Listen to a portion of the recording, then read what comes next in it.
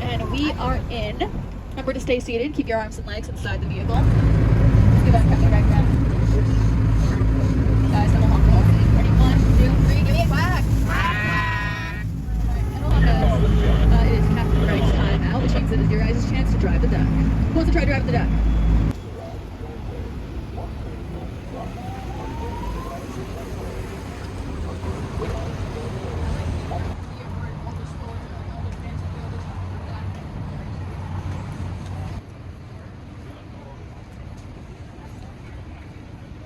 And then you say it.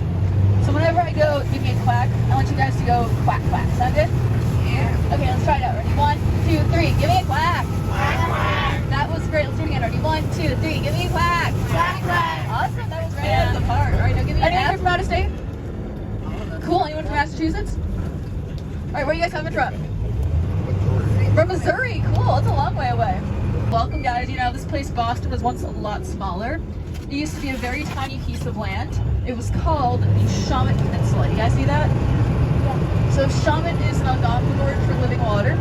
This land was largely used by the Algonquin tribes. These were the Massachusetts, the Nauset, the Nipmuc, the Pennacook, the Wampanoag, and the Pawtucket.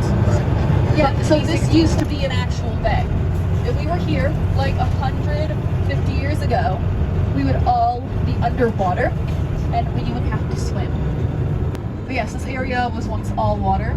Then everything changed for the Fire Nation attack. No, not really, actually. Everything changed when our city built a dam in 1814 in this little area right here. So the goal of the dam was to be a connector from Boston to Watertown. Instead, all it did was stop sewage from being flushed out from here's the water. Now this area, it got really, really gross. Hence why we filled it up. So we filled this all up with dirt, gravel, and clay. We lined the area with wood pilings, and then we built buildings on top of those. So this project was officially finished in 1898. On your left is the Arlington Street Church.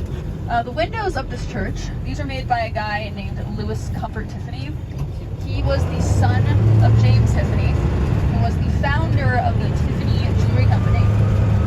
So these are some pretty fancy windows. They're high class.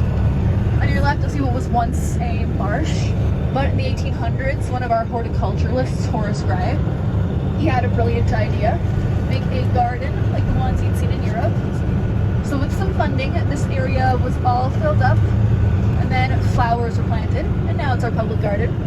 You're gonna see a body of water, that's our lagoon. The rats. You will also Here's the thing about baby alligators. They tend to get big. When they get big, they want something a little bigger than just rats. Like a bird or a person. So to make a long story short, the gators did not last long. They were only there from around 1906 to 1908. The moral of the story here is, just don't use alligators to ever solve problems. So heads up, we're gonna go up Beacon Hill. Fair warning, this is a no quack zone. You know why? People who live here are very highly lactose intolerant. It's a very serious allergy. You can do this though, that's allowed. This is fine. So this is our most affluent neighborhood. Along the buildings here, they have purple window panes, and I can point them out to you want to see them. These windows, they were brought here from Germany in the 1820s. They're made with a chemical called manganese oxide, and this keeps them from turning yellow. As you can see here, when manganese oxide hits the sun, it gets a purple haze for any Jimi Hendrix fans. Or on your left, you're going to see our new state house. This started being built in the 1700s. The cornerstone was laid by Sam Adams and Paul Revere. So this is where you'll find our governor's office. Our current governor is Maura Healey. She is the first woman elected as the governor of Mass. She's a pretty cool lady.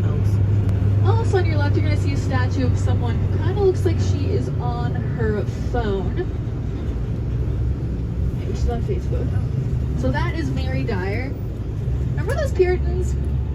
So when the Puritans first came to Boston, it was for religious freedom. But despite this, they were not tolerant of anyone's religion besides theirs. She became a Quaker. So the Puritans this and they banned her from the city. More than once though, because she kept coming back and protesting for her own religious freedom. She was hanged for this. Yeah, again, just for being a Quaker. But here's the good news. Her sacrifice was one of our biggest inspirations for the freedom to practice religion. So on your left, you'll see another view of Beacon Hill. That's where you'll find the John the Evangelist Church.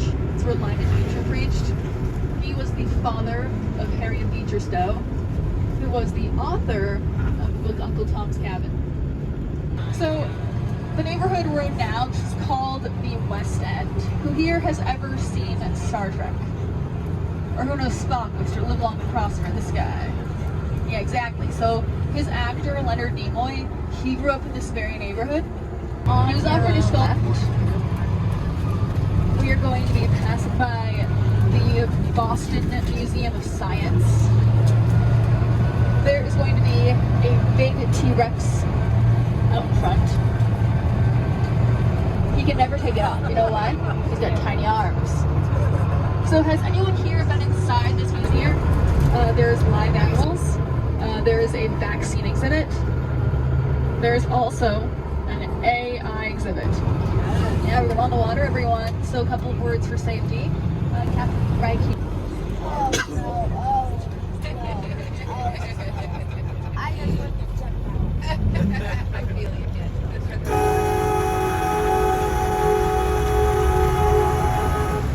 And we are in. Remember to stay seated. Keep your arms and legs inside the vehicle. Let's give Captain Greg a round of applause.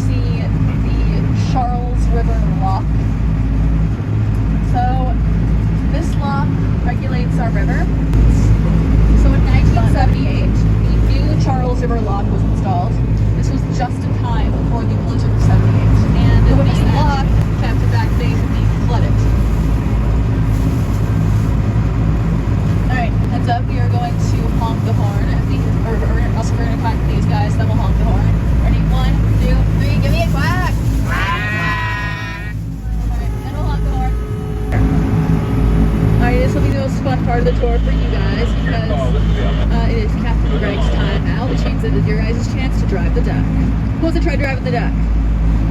Alright, so on your left you'll see Boston, on your right you will see Cambridge. Cambridge was founded in 1630. You know who founded it? The Puritans.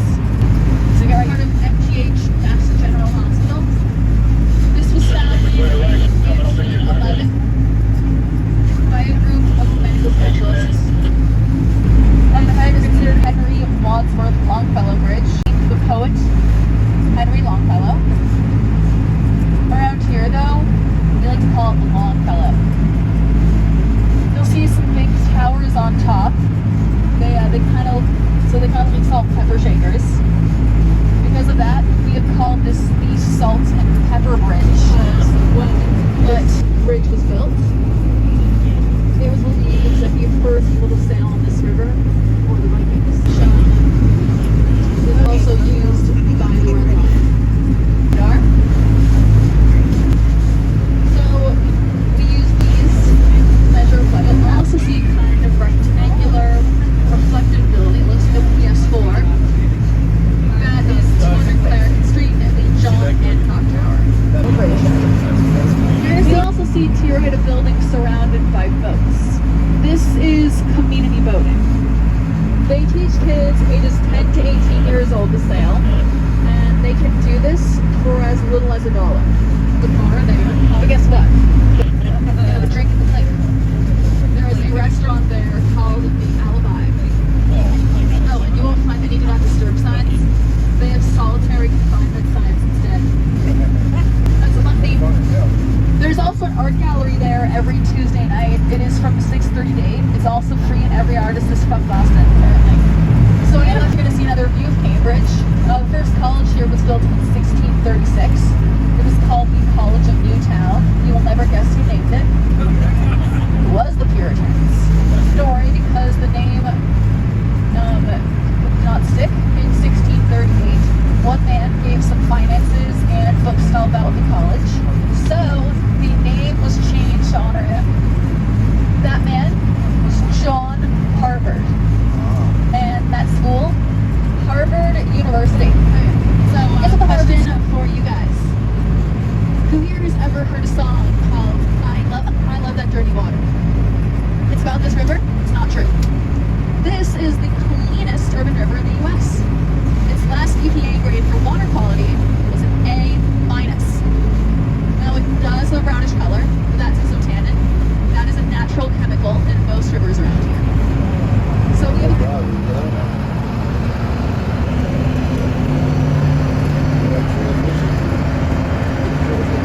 have so fun in the water. Looked at Boston, it is usually because of the British. So what happened was the British, they were trying to seize Bunker Hill because it overlooked the Boston Harbor. They could see everything that went down there. But the Patriots found out, and two men, Colonel William Prescott and General Israel Putnam, they led a big group of Patriots up Bunker Hill. They fortified it. The British came the next day, and a huge battle commenced, which the British did win. I will say that it was a pretty somber victory for them. See, we had around 400 to 600 casualties. The British, however, they had over 1,000. So basically, they won the battle, but we won the war. So go us. You guys know who else lived around here? Paul Revere. You guys ever heard of that guy? Yeah, we know all about him. He had a lot of odd jobs around this place. Coppersmith, goldsmith. He also delivered messages as far as New York City and Philadelphia, which at the time was a lot further away, because all he had was a horse. He's prepared for his most daring feat, his midnight ride. Who's ever heard of Paul Revere's ride? Who knows why he had to do it? They didn't have cell phones? Yeah, I mean, kinda. More or less. It would have saved a lot of time if they did. Where are you gonna move? Do you want to come work for us? So meanwhile, Paul Revere is up in Charlestown. He borrows a horse. He rides the horse to Lexington. And then meanwhile, his friend William Dawes rides through the Boston Neck to Lexington. So they reach Lexington, they warn Sam and John, and this gave them plenty of time to figure out their next move. And then they start riding to Concord. This is going fine until eventually they were caught by the British. So William Dawes, he escaped, but Paul Revere was detained. He was let go, but not before they took his horse, which I should remind you he borrowed. So I'm sure that was a fun conversation for him to have later. Who's ever seen the movie? It is our oldest braiding restaurant. It has had tons of famous customers, including JFK. In fact, he went there so often, there is now a booth called the Kennedy booth. To the right of that, you're going to see a brick building. This is Faneuil Hall. Susan B. Anthony gave one of her many famous speeches inside this building. And then behind that is the Quincy Market. It was named for Josiah Quincy. He was a mayor of Boston. There's tons of local businesses inside this building. So up on your right, you're going to see a smaller brick building. What happened was some teenagers from Boston, they thought it would be funny to harass the British soldiers. The soldiers tried to ignore them, but the teenagers, they would not stop. So one of the soldiers actually hit one of the teenagers in the nose with his musket. The teenagers, they didn't like this, so they got everyone else involved. You get this big, angry mob. They surrounded the soldiers, and they just started throwing things at them, like rocks. This resulted in 5 deaths. The soldiers, they were tried, but they were not convicted, because they had been acting in self-defense. We're going to see a pretty rare thing around here. It is a Dunkin' Donuts. That is our only one on this street that we can see. See the King's Chapel burial ground. This is where John Winthrop is buried. He was the leader of the Puritans. His son John is there too, the first governor of Connecticut. You'll also see to your left the King's Parker House Hotel. This is where Boston cream pie was invented, our state dessert. You'll also find all 5 victims of the Boston Massacre. And Paul Revere is here, and his 2 wives, several of his kids. All the Johns and Marys are. You'll also find James Otis here. He's the one that first said taxation without representation is tyranny. He's right. Piece of art, our Embrace sculpture. It was inspired by a photo of MLK and his wife Coretta Scott King. He had just won the Nobel Peace Prize in the 60s. 1997. Because we are a big city, so we need a lot of transportation. Who knows how many people live around here? It's over 600,000 people. So we're gonna come into our theater district. Back when theater was our most popular form of entertainment, we had around 50 theaters. 13 of these still operate today. Our oldest one is a family of ducks that comes and lives in the public garden, which we are seeing again to your left. This is where the book takes place. We actually love this book so much. We had a sculpture made inspired by the book. So look to your left, we're gonna pass this main shed, and you'll see a big line of gold ducks. So that's Mrs. Mallard and her 8 ducklings.